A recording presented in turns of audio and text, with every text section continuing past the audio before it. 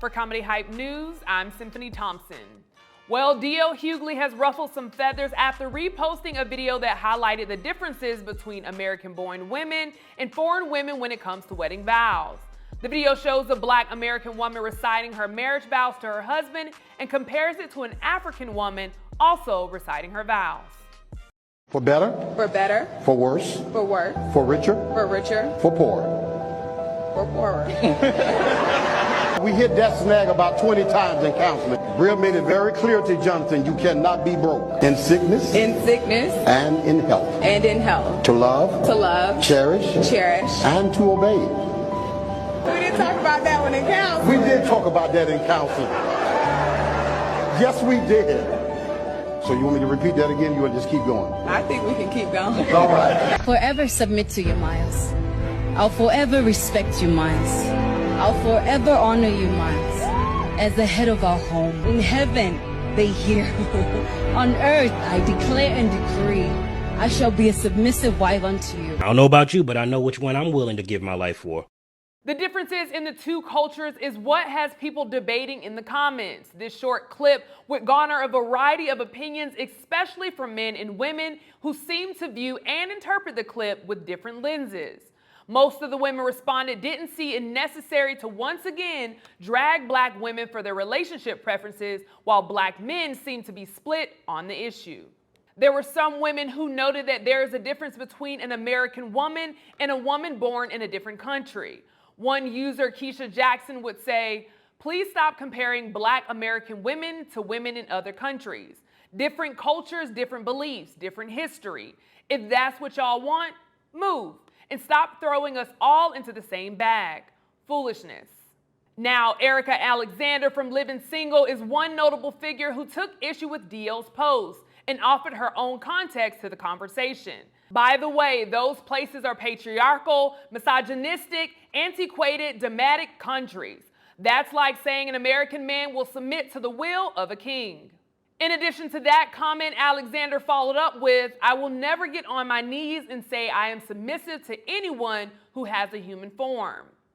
In the comments, one user, Tip Sims, would tell D.L. Hugley, "DL, your wife pledged no such thing," with several laughing emojis.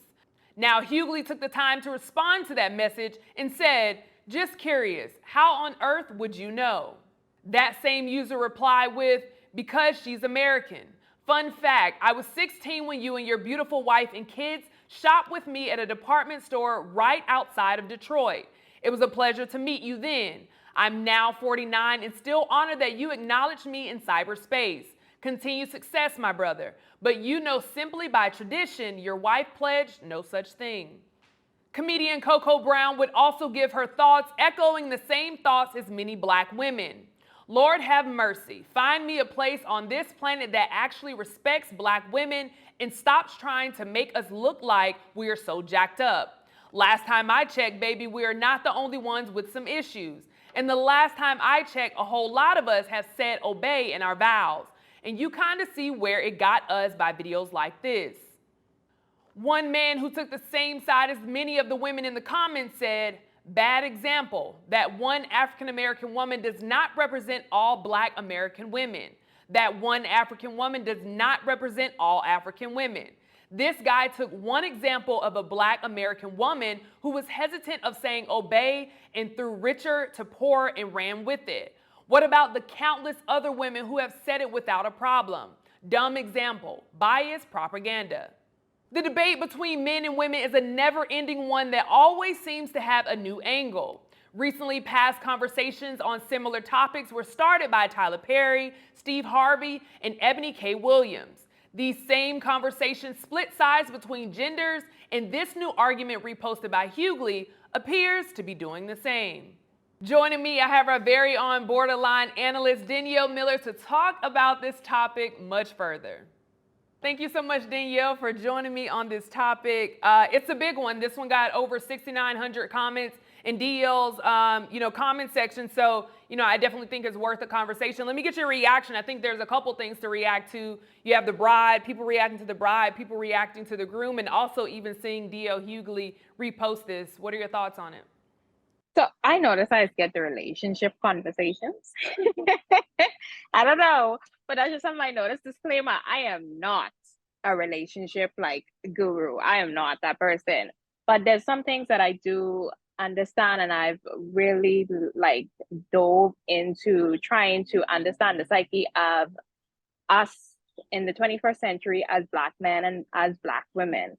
When I saw the clip, I think it was a bit biased for that TikToker or influencer to compare the two. Reason being is because it's one woman, right? However, looking at the comments, it sort of makes me raise the eyebrow in terms of, do we understand as women do we understand what it means to be submissive? Or, okay, I can just say it because y'all gonna be mad at me today. It makes me also wonder, like, do we understand as a community what marriage is? Like, marriage is literally an eternal thing. You are bound to this person, supposed to be all of your life. So the first thing that came to my mind was, do we really understand what marriage is? And the second thing is also too, what happens in other cultures? Other cultures have their own way of doing things, yes, but marriage is something of the Christian faith. So when you're reciting those vows are of the Christian faith. So whether you be in Africa, whether you be in America, whether you be in the Bahamas, whether you be in Europe, the vows are the same because they are the base laid by the Christian faith of what marriage is. So therefore, you saying them should be no problem wherever you may be. It's a Christian thing. So that was my thought. So when we talk about cultures, because obviously in this clip they're comparing like the American woman to African women. What about, for your culture and where you're raised out in the Bahamas? What were you taught, or kind of what's the, I guess, the tradition? Like you said, and I understand it depends on what your faith is, right? But are you taught something different out in the Bahamas? The vows of marriage have nothing to do. Let me make sure I say this right. It's the religion of the Christian faith. That's what those vows are. The priest says it, you repeat after the priest. It is what it is. Even though I'm in the Bahamas, those vows are meant to be taught exactly what the vows say. I ain't gonna lie, the vows are pretty straightforward. For better or for worse, till death do us part, richer for poorer, there ought to be submission. Like those are pretty straightforward. Like, and that's what the base of marriage is. So here in the Bahamas, we are taught about marriage, but I think what is lacking across all borders here on the western side of the world, again, I'm not going to speak too much on what goes on the eastern side of the world because this is just my experience. We aren't really taught to understand what those vows are saying. We are taught about marriage, man and woman get together, you live a happy life, you have children. But let's really look at what those vows are saying. And then that would also help people understand, am I even ready for this type of commitment? And I ought to choose somebody who is also ready for this type of commitment. Absolutely. Now, I think something that you said key is like understanding what's being said, because at first my first reaction was like, like what? Like, wait, why would you not want to submit to your husband? But that's the difference in the words. And even watching this clip with you again, it's a complete difference. So you would hear from the American woman clip, that's what I'm going to call it for reference. The preacher said to obey, but then you heard the African woman say, I will submit. And there's a difference between obeying and submitting. And I think that's where people are losing it, because to obey is whether I'm willing to or not. I'm going to do whatever you say, whether it's in my will or not. But to submit is I am willingly putting forth to submit to you. I am making the choice every day to submit to you. And that's a huge difference. And I do think, the Bible, we believe in the same faith, I believe in Jesus. So when it comes to that, I will submit to my man. However, the only person that I will obey is God, because that's the only being that can take me to do something that's outside of my will. Also, I think it's good to understand the history of vows as well, because it's September 12th, 1922, obey was actually removed from the vows so that they can make sure that there's no domestic abuse, because you would find men starting to take, you abuse that word and say, okay, well, I can do this because you're supposed to obey me. This is what you vow to me. So they actually replaced it with love and cherish. And that's what we see now when we talk about, as you mentioned, the love and cherish, for richer or for poor. And even hearing her say or be a little bit hesitant to, the poor. I've had conversations of women that have grown up and that's just a very sensitive spot for them, maybe because they've experienced homelessness or they know what it's like to be poor and they're afraid of going back there. But it's about doing the work. And obviously in that clip, they said, hey, we talked about this in counseling. He knows what he's getting into because they talked about it in marriage counseling. So it's, you see guys in the comments saying, oh, if I was this guy, I would walk away. No, you wouldn't, because you know who you would be marrying. You probably wouldn't have proposed to her, as you said, knowing what you're getting into before actually getting into it. But something else I want to segue, and of course, if you want to comment on any of that, definitely open the door for you to do so. Even the sense of some in the comments of what I'm saying, and as you said, our community not understanding what marriage is or really understanding if they're, ready for that. Do you think this agenda or this culture of Black women being independent, do you think that has hurt our community when it comes to the family structure? Yeah, it has. It has, because it's created a woman that is very selfish and not aware that she is selfish. It's also created a woman that is trying to sustain herself in all aspects of her life, which over time can really continue the cycle of trauma. I'll give you a personal example. My mother, one thing that she taught me was never ask nobody for anything, which still stands. However, I also translated that into relationships, because for me, it was like, I don't ever want a man to feel like I have to depend on him. That's trauma. That is a level of trauma. And what began to happen was I began to give, and wasn't receiving in return. And when you do that, what you're doing is you are trying to diminish the natural femininity that is within you. And that's going to eat at you over a period of time, because you want, as a woman, your natural state is you want to be appreciated. You want to be adored with gifts. You want to be taken care of.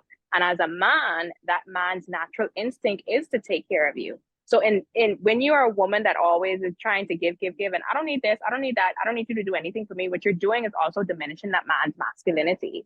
So now what you are ultimately doing is building up a wall and kind of getting yourselves into relationships where people are always taking and you're always giving. And that can turn into a very bitter woman. And she can't understand why. So that also leaves her isolated as well. Because for a man, if you don't need me for anything, why am I here? So that is one aspect of how the family structure was broken down over the years. Now, here's the thing as well. In your synopsis of it, I think obey is a very harsh word. I think it's sort of like slave owner. I think it's sort of like I own you, and not necessarily this is a partnership and we're in this together. So submission is the perfect word. Now, I will say this though. Y'all know y'all just get mad over submit. Y'all know y'all saying, I ain't submitting to no man. I ain't doing this. I ain't doing that. But submission is literally the understanding that this man is the leader and the head of the household. And there's nothing wrong with that. I want somebody to lead me, head me, but it's a partnership. Submission is the understanding that there's a mutual agreement that whatever we do inside this household, we do it together, right? Now, for a woman, y'all gonna be mad at me. If you saying you can't submit to the man who is in front of you, that means you ought to do some self-reflection, because that means you don't even trust your own capabilities to choose a partner who can help build things with you, which means that there's something internally going on with you and you probably with this person for the wrong reason. Now, with that being said, the man is also to love his wife as Christ loved the church. You cannot be with somebody who does not have a relationship with God. And as a man, you should build that foundation and that relationship with God so that you are able to lead a household effectively. When we talk about vibrating high, like what we did on with Tyler Perry and his assistant and all that, it's not necessarily about how much money or where you are today.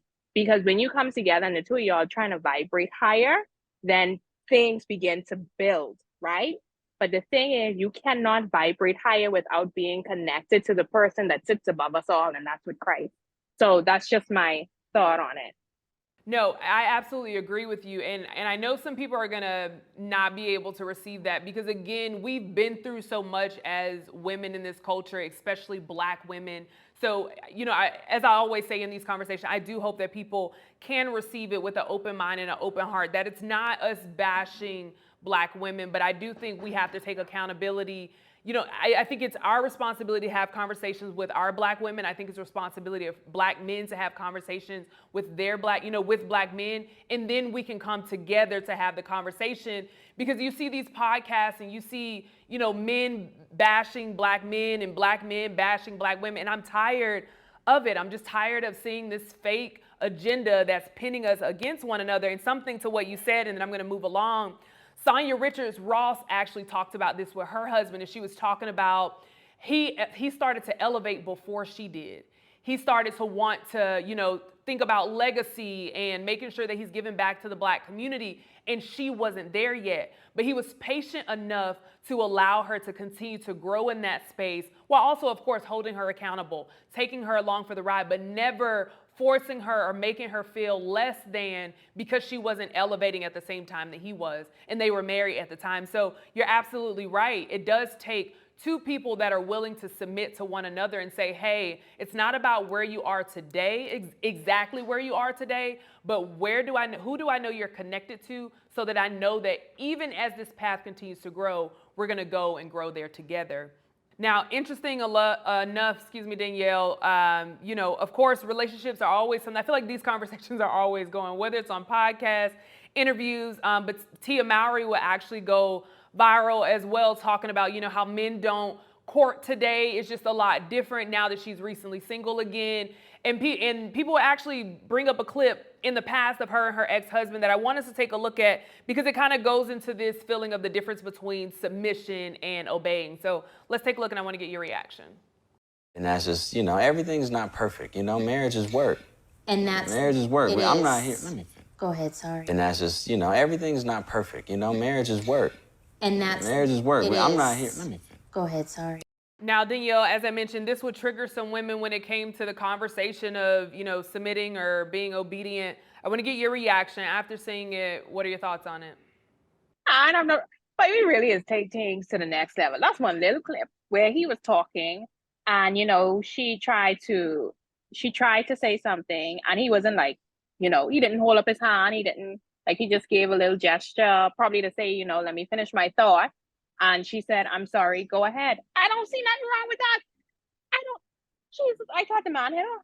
I thought something more happened. He literally just gave a gesture okay, I'm still talking. And that's as a human being, it's not polite to cut somebody off when they're talking, right?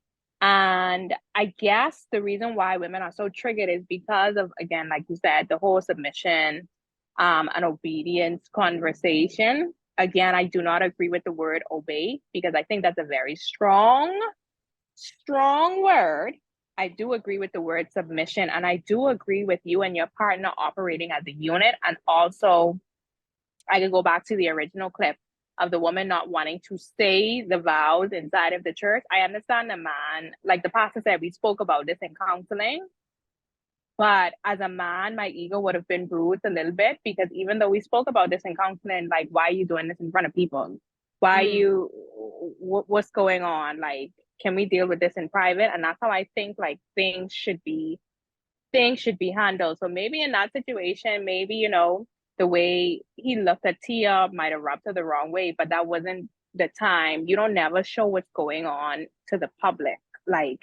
We can handle this behind closed doors. But that little clip, I see the man just, give a little gesture, and she said sorry. And then when he was finished, she continued her thought. That's the human thing to do, to let people finish their thoughts. Yeah, and honestly, for me, it triggered me just a smidge, Danielle. I won't lie to you. It triggered me a smidge. But the reason why, because also too, to be honest, I know I'm not perfect and I still have work to do. So for me, it was just the energy of it, the same, kind of a little bit of embarrassment of the way that you said it. okay, it could have just been a little bit more gentle, like, hey babe, hey babe, let me finish this thought or something. But again, I don't think it was, aggressive. I'm not saying that. But I will say the look in his eyes, just a little bit, Danielle. I got some work to do. I'm gonna talk to my therapist about. I'm gonna take it to my therapist. But from there was teenagers, he always did look like that. He always did look like he used to like shoot dice in the back of alley or something like that. Like he always looks like that. I don't know. That's probably just me. I don't know. I don't know. You're right. And they understand the dynamic of their relationship. Now, of course, when Tia would go viral, people would give her backlash about speaking out about her experience of being recently single. And she just talked about that was just a place that no longer served her. So kudos to her, if that relationship didn't serve her anymore and whatever, like, I don't really understand exactly what it is. Kudos if it makes sense. If it didn't, I can't really speak on it. That's their marriage. But when I saw the clip, I realized, like, yeah, I got some more work to do, because if that was me, Danielle, I don't know if I would have responded like. Now I will say this, because before people hop on me, I will say this. From that little clip, that is just my thought. There's not much context there. There's not much. Yeah. So if it was something that we saw reoccurring with him, then maybe I could say, yeah, he have a problem. But that little clip, like, I can't judge the man just, off of that. They might have their little signal, like it's a look, or it might be a tap, or married people have their little signal. So yeah. Yeah. No, absolutely. Well, I appreciate you for joining me in on this topic. I know it does seem like on Tuesdays we talk about relational topics, but that's just what's rolling in the news right now and what's trending. But I think we'll kind of see how this unfolds, because this clip has been out for a while. So like I said, DL has over 6,900 comments. So I'm sure we'll see what our comments look like as well. But before we head out, Danielle, this view, I mean, it's quite astounding. How are you? What do you have coming up? How can people keep up? I subscribe to your YouTube channel. How can people, yes. How can people keep up? First, I have to mention that this view is, again, I'm at Fusion Superplex here in the Bahamas. And in regards to the YouTube channel Symphony was talking about, that YouTube channel started off as just me trying to create a safe space for women to discuss issues that we won't talk about. So I've spoken about me having self-esteem issues. I've spoken about a number of things there. But now, as I grow older and mature, like, I really begin to understand that we need more conversations to help each other understand each other within the community, so that we can bring back this family structure. One thing that Symphony mentioned was love and patience. Something that you mentioned, and I just want people to remember that love is patient and love is kind. We tend to forget those things, and love is also graceful. We have to take time to really understand each other and have these type of conversations, which I enjoy.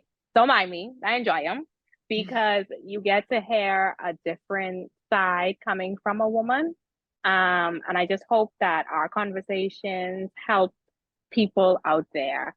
So you can find me on Comedy Hype every Tuesday.